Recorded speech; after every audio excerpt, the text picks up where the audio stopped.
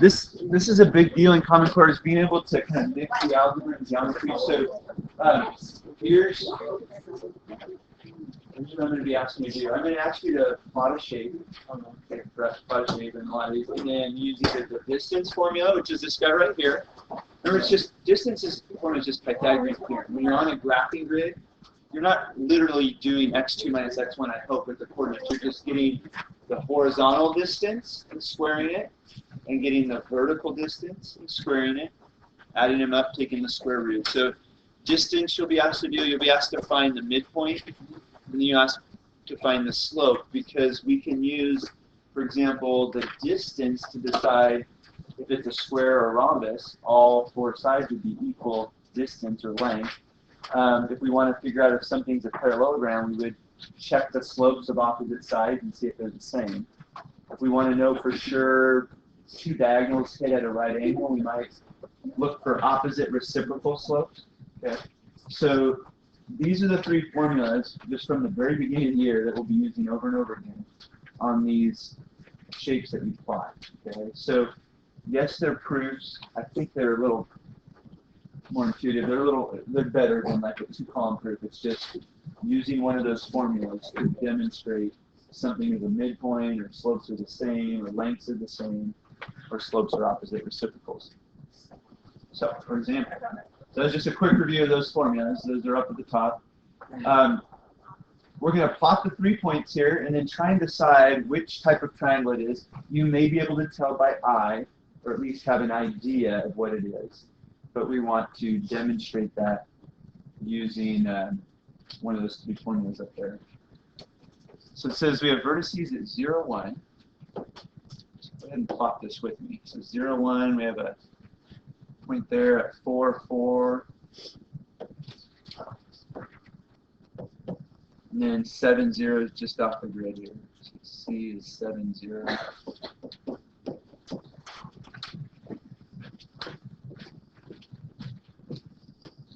Okay.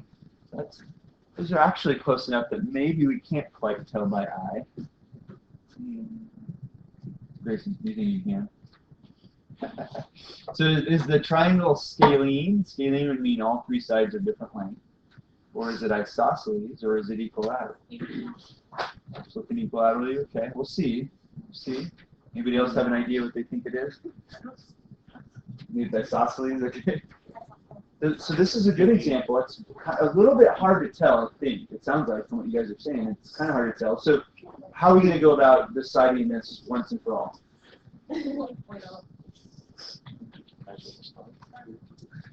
No, you can't. Slope point, just distance, just lengths of the sides. So we're going to just find the length of AB, and we are not going to use the formula in its full x2 minus x1 squared plus y2 minus y1 squared. We are going to be geometers here, not algebraists. So going from A to B, what we're doing is we go up 1, 2, 3.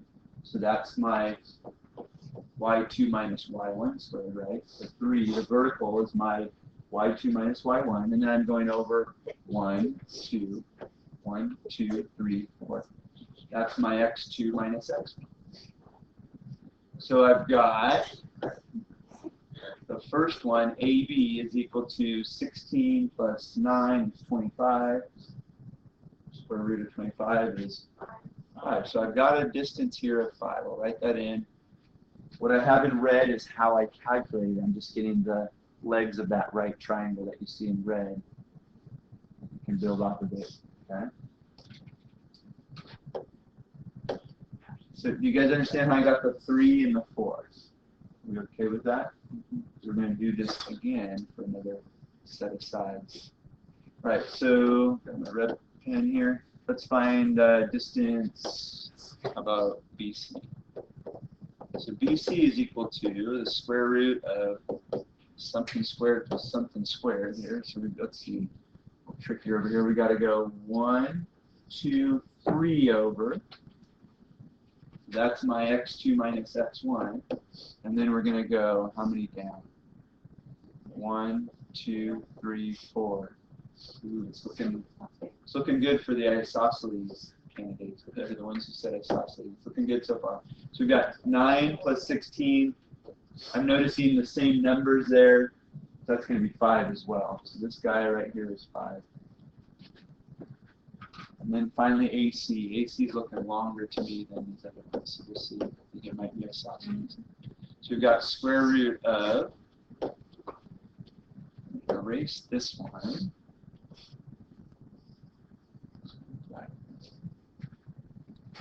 And let's do a new diagram here. So from A to C, I'm going to go down 1. Down 1. So that would be my y2 minus y1 squared. And then over 1, 2, 3, 4, 5, 6, 7. So 7 squared plus 1 squared. And 49 plus 1 is 50. Square root of 50. We'll just leave it square root of 50. It's enough to just state that 2 out of the 3 sides of this triangle are equal. Therefore, it is isosceles. So isosceles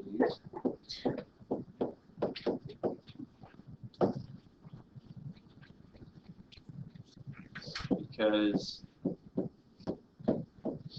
2 sides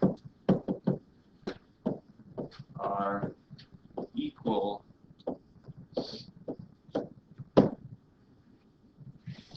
That's it. So it could be any triangle.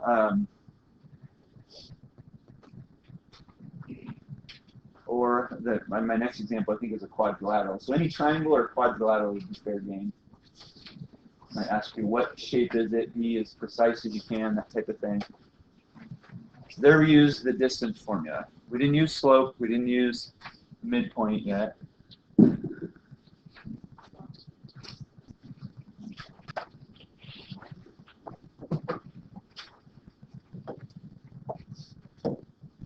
Right, it says, is quadrilateral ABCD a rhombus?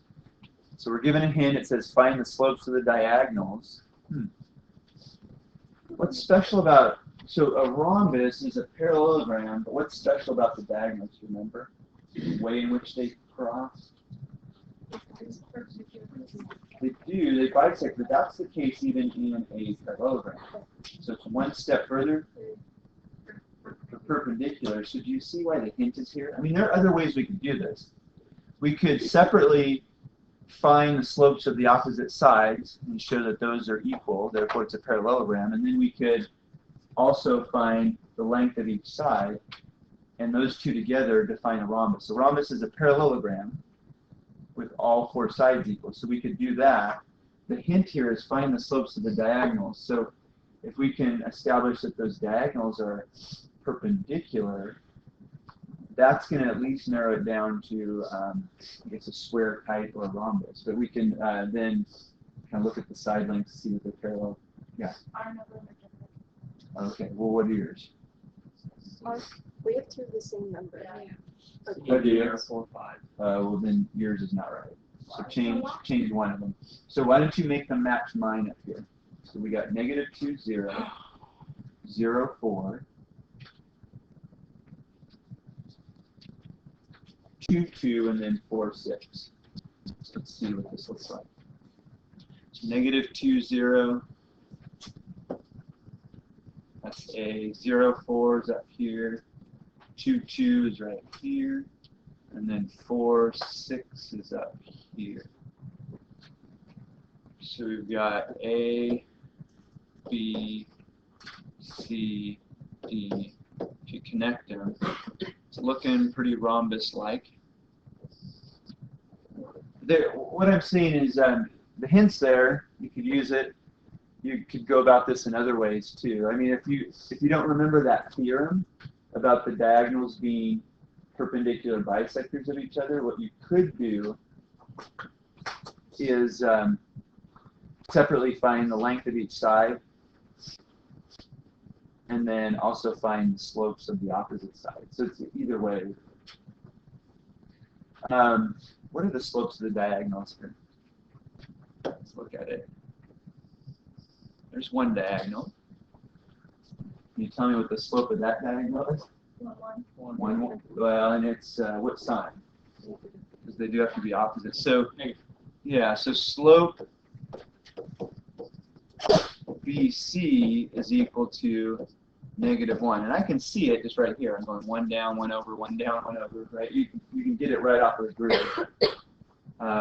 You're welcome to do the calculations based on the points using the formula, but I don't think we need to do that if we're working with a grid. Right? So -1. And then what is slope AD here? Well, BC had a slope of -1. I hope slope, yeah, AD is +1. +1. So there we go. If you can establish that this is a parallelogram with its diagonals hitting at right angles, let's just draw that. And then I want to go back to the theorem. I want to show you the theorem about rhombuses. We go back there into 6, 4, 6, 5 and look at that theorem, see what it says, see what the minimum is we need to do. So we've established that the slopes are opposite reciprocals, so these hit at a right angle. What else do we need? Go back here. Find it by color, maybe.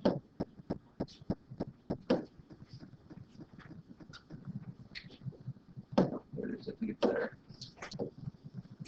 Okay, so a parallelogram. So we first have to establish that it's a parallelogram. Is a rhombus if and only if its diagonals are perpendicular. So we've already established the diagonals are perpendicular. What's the one other thing we need to establish? Parallelogram, right? So how do we establish that this is a parallelogram?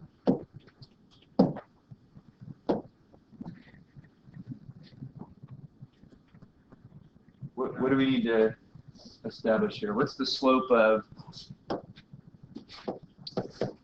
the opposite sides? What we need to look at. So what's slope of BD and AC? So slope BD,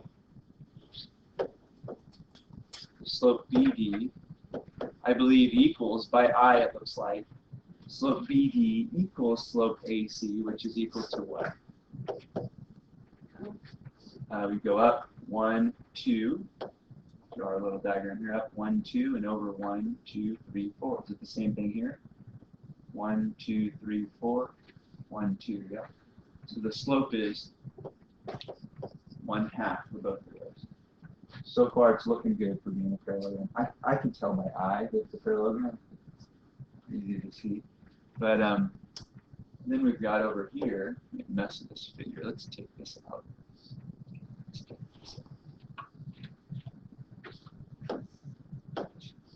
Over here I've got 1, 2 over 1, 2, 3, 4. So that's 4 over 2.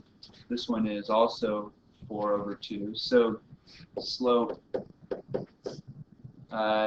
AB equals slope DC, which is equal to 2.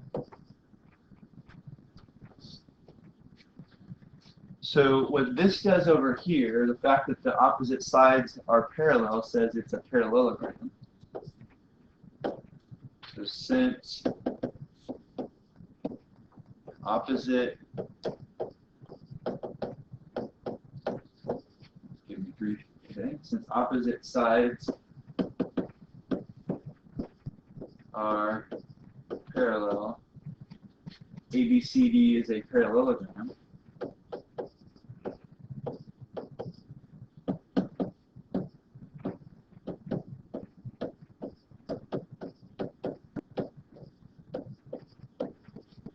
And since we bring in this part over here, what did this part demonstrate? Yeah, perpendicular diagonals. And since the diagonals are opposite reciprocals, I'm just writing it all down here. Opposite reciprocals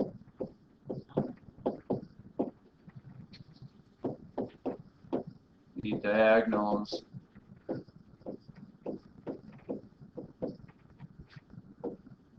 are perpendicular. Thus, or therefore, this is a rhombus. So mystery solved. It's definitely a rhombus. I don't have any doubt. This isn't the only way to do it. This way allows us to prove this is a rhombus with only calculating slopes. If I wanted to, I could do a mixture of slopes and show that all the 4 lengths are equal, and that would also prove it's a rhombus. So there's more than one way to do these. I like problems like that. So you have different approaches you can take. But you're looking at the slopes of the opposite sides, and then you need to make a statement that since the opposite sides have the same slope, they are parallel. And then once we establish it's a parallelogram, and you prove that the diagonals are perpendicular, then it has to be a rhombus. Very good. Yes? Okay, let's do this one more.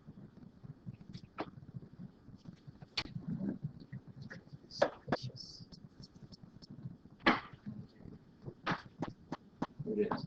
And then this last one here will bring in the midpoint formula right into the mix.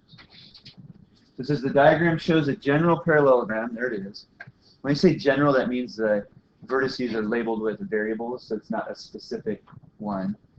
With a vertex at the origin and one side along the x-axis, what are the coordinates of D, the point of intersection of the diagonals of parallelogram ABCO? So to find D, you're going to find the midpoint there. And when I say the midpoint, you could find the midpoint of these 2 points if you wanted, or of these 2 points if you wanted. It doesn't matter because this is a parallelogram. The diagonals bisect each other, so that point D is the midpoint of either one of those. It doesn't matter. Which one do you think, the ones I've circled in red or the one I've circled in blue, would be easier to calculate the midpoint? Yes, the red ones, because they don't have a plus. Yeah. So, but believe it or not, you get the same thing, and I'll show you. I'll demonstrate it. You'll get the same thing. But the midpoint formula says, so we'll do this here. We've got midpoint. So midpoint of AC, we're going with the suggestion here. Midpoint of AC would look like this. What does the midpoint formula say to do with the x coordinates?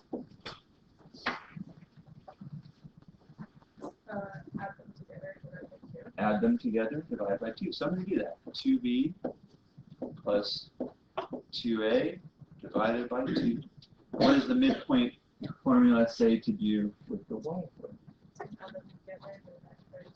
Add them together, divide by 2. So what is the coordinate then of point D if I find the midpoint of AC? Like that's a 0? Okay, just take it away. How about that? That's what you get to do with zeros. Like it's not there. So what's 2c divided by 2? C. That's the easy one.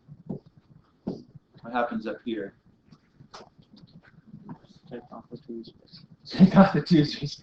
Or factor out of 2, cancel out the 2 on the bottom. That's the official. So it's b plus a. B plus a. So we've got, as coordinate D is b plus a comma c. How do I know? It has to be the midpoint. This is midpoint because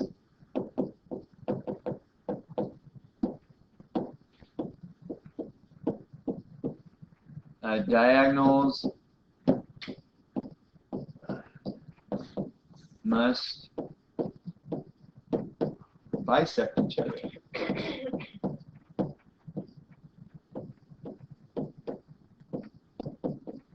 My goodness.